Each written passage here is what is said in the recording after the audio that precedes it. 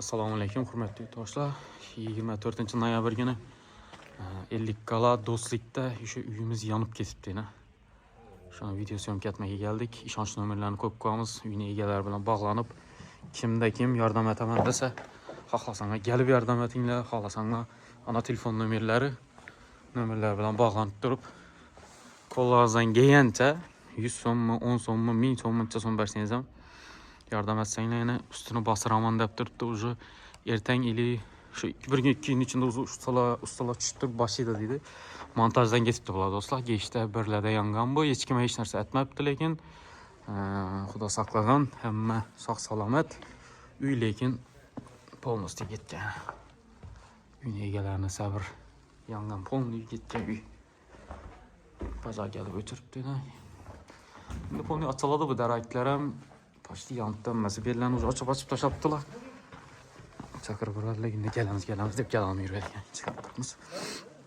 Uyun egesinin telefon numarlarını koyalımız. İşonch nomer söyleşip durup birilerini hem yapat olkanını açıp taşallı polni kamışları yangan. Polni açıp kayıttan basırladı. Bir yaka ötmepti önce açıp taşaptılar şundan. Biraz yer yangan. 50 kala dostlikdamiz.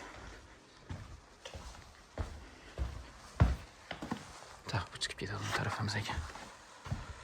İşonch nomer, telefon nomerleri bilan bog'lansanlar, yordam qilaman degan odam bo'lsa, karta nomer tashab beradilar.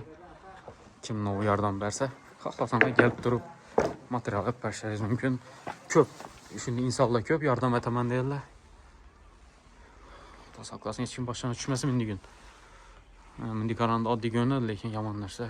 Bir oila uyisi qolib ketdi-da, bu yerda endi azar yeter etmezselik şunun için yardım videosu sorup durtunuz.